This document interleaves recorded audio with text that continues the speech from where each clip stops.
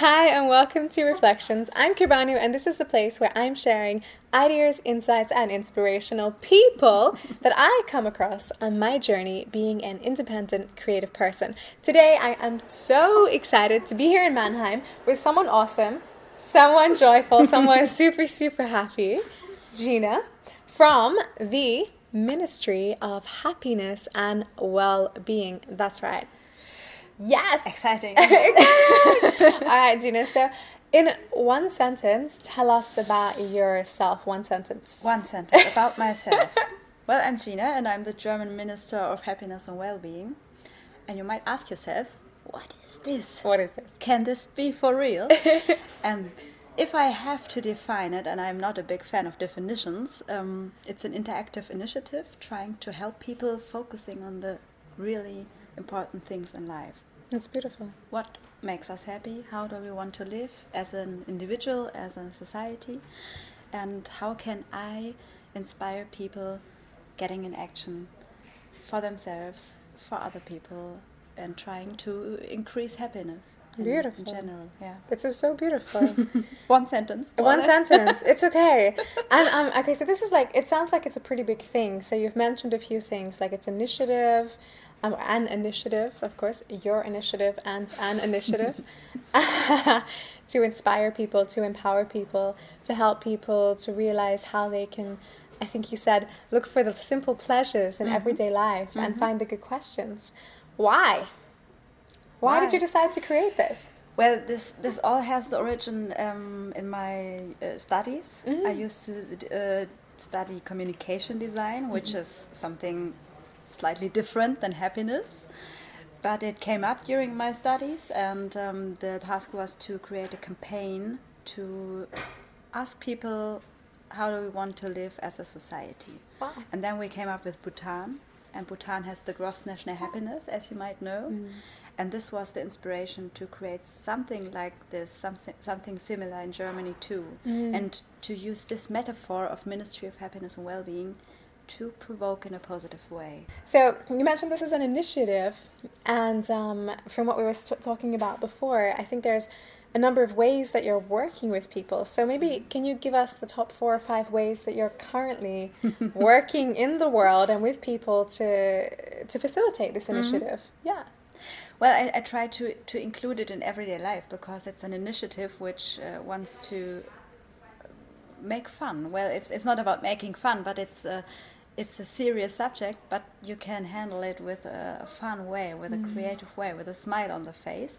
And so I try to get it in everyday life, for example, during street art actions, during workshops in schools or companies to increase mental well-being of pupils, of workers in the economy. Or I do speeches, I do many interactions and fun ideas on social media, and so many ways to get people attracted to happiness. It's such a beautiful concept, really. And I think, I'm just going to do a little book plug. I think that there's like another way that Gina's been working. This is a book that you wrote. Yeah. Isn't it? Yeah, it came out last autumn. And this is another idea within the initiative. Yeah. And I got an email from campus, and they asked me, do you want to write a book? And I'm like, well, I never thought about it, but yes. I love new challenges, I love new chances. But then I said, okay, but I want to take my community with me. Yeah. And I was asking the people outside the world, outside Facebook, Instagram, and so on, do you want to participate? Do you want to write down a story for my book? And so we can share all the happy small moments within our lives to get the great overview. What is happiness? Wow. Yeah. There is no definition. We all have our own happiness definition. So you mentioned that you began the project during your studies. And how has it evolved over time? Well, the studies ended someday, and I was like, oh my God, now I have to end this beautiful project. And I didn't want to, because I was so in love with this meaningful way of working and reaching out to people with a creative, communicative way. And so I decided, okay, now I want to make my own job. I want to create my own job. And so I called myself Minister of Happiness and Well-Being. and I try to figure out how to make a living out of it. Yeah. As we all have this issue. But then I decided, okay, just continue what you're doing, just with a compassion, with your passion, doing what you do, promoting happiness with a creative way.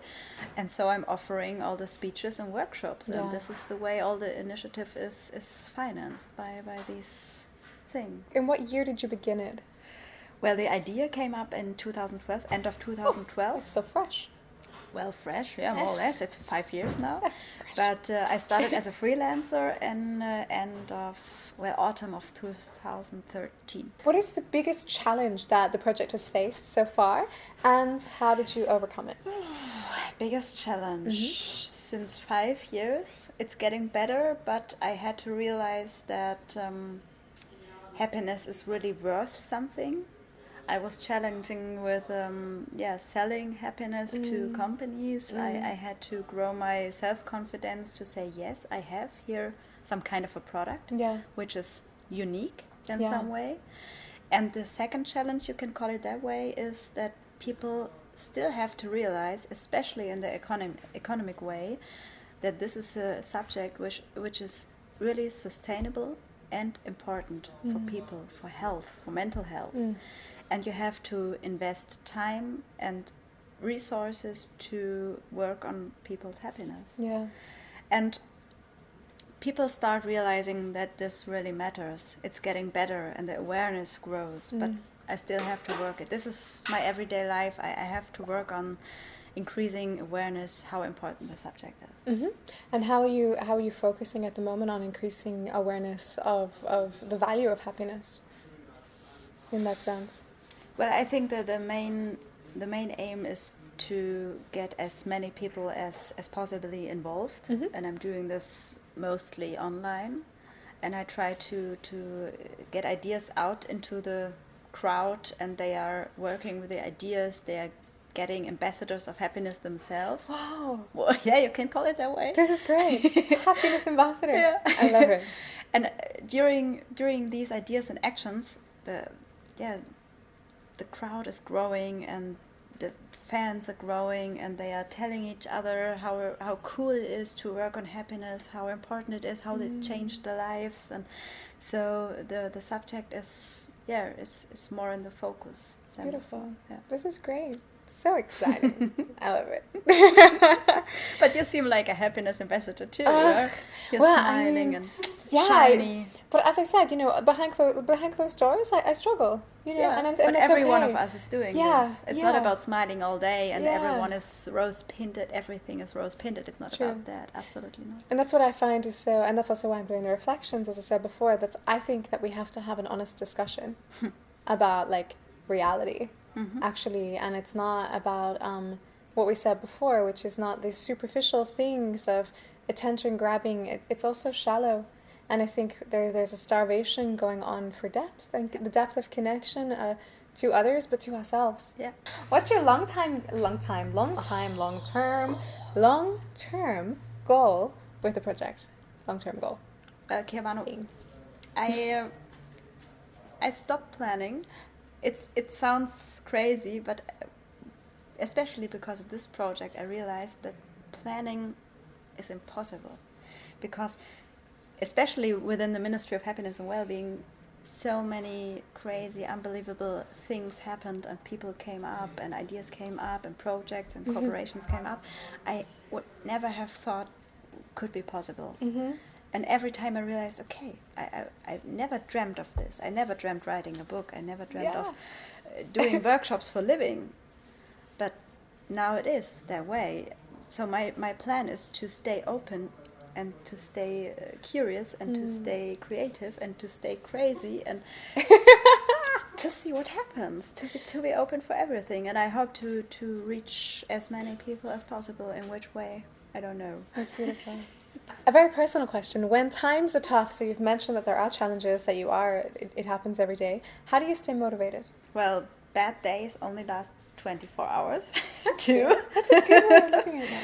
This is when the bad situations are quite short, but sometimes you have a period in life which is like struggling, and yeah, it's hard to figure out what to do next, which step to take next. And I have a secret, and this is breathe in and breathe out. Oh, Sometimes I forget breathing. I realize that when I'm sitting in front of the laptop and doing my brain stuff and full of ideas and stuff and worries during sleep. And then take a deep breath. Going outside in the nature with my dog, with my family, with my loved ones, and then I realize, okay, nothing bad can happen if I stay by myself and if I trust myself. Maybe this is one of the small secrets, how to stay strong in struggle situations. I think so. I think this having the faith, having the this is life. Yeah, life let's is just keep going. under construction. I like this. Life is under construction. This is perfect. It's perfect. Yeah, it's so that's perfect. It. Take it easy. Love it. As a creator, so you've spoken a lot about creative, being open, curious. What 3 traits, what 3 qualities have helped you to get this project to where it is now? I only know the German word, Hartnäckigkeit. Crap. It sounds like hard neck, but I don't know. I have no idea. Like, what does that mean? Sorry. It's German problem. It's a very German word. Maybe it's also a German thing. Being hartnäckig means if you have an idea and if you have something in mind, if you have a plan, if you have a vision, which seems impossible at the first sight, just stay strong and stay hartnäckig and just follow your dream. As simple as it might sound, but that's it. Just stay on it, as no matter what other people say, no matter what other people think about it, just stay with you and your ideas and your visions. So I would say Hartnäckigkeit. I'm kind of hartnäckig or dickköpfig. Thick, stubborn, persistent. I mean, what is the word? I know exactly what you mean and I can't think of it. Well, I explained it more. Thick-skinned. In English we would go like kind of thick-skinned, you know. We're going to go with that one. Okay. Then I'm really open, how do you say, open-hearted? Yeah, I'm really honest, I'm really open, which is negative in some ways because people call it naive sometimes, but I don't think it's naive. It's just true honesty to myself and to others. I tell people if I don't have any resources to get in action with new projects, with new ideas, and they understand and they respect. So I'm open, I'm hartnäckig, and I believe in the good, in the good of people. Yeah. And nowadays this is harder than ever. But if we lose this, I think the mankind is lost. So we keep fighting for the good. You know, I have to say something, but I do not believe that it's harder than ever. I believe that the media feeds us lies. Could be. Or it feeds us a bias. Could be. It feeds us a negativity bias. And I have to say, as a touring musician and really being out in the world and connecting with so many people on a constant basis, there are so many good people in the world. There's so much more goodness. There is. I completely agree with what you just said. And I don't believe that it's bad, or I think, and if you look back in history, I think the media was the same, you know, and it's just deciding to choose what you look for. Has doing this changed your life? It's hard to say because nowadays I think I've always been a positive person. But the fun part about it is that before this project I didn't realize that. I was like, okay, everything is going but I didn't realize how happy I really am and how good things and how big fortunes and how many lucky situations I have around me. And I didn't see that, and I didn't appreciate it, and I didn't I wasn't very grateful for it. And working on the wide field of happiness, I kept learning and I kept practicing to realize more and to see more and to feel more. And this changed a lot with me and with the people around me. So I'm maybe as happy as before, but nowadays I know it. Yeah, I think the word gratitude is very interesting. I think gratitude is, as a daily practice, is very important. Yeah, beautiful. Final question. If there is one piece of advice, just one piece of advice that you could leave the world with, what would it be? I think the main important thing is that stay open with all senses and stay vulnerable. And so you can give something out in the world and it has a chance to come back. Yeah. Beautiful. Thank you so much, Thank Gina. you, Kirbanu. Don't forget, if you are in Germany, Austria, or if you speak Switzerland or any other German-speaking area in the world that I have forgotten, or if you speak German, or if you want to learn German, or if you want to learn German, here is Gina's book. It's beautiful. We're going to have a link to it in the description box, so totally get your little pinkies on this one.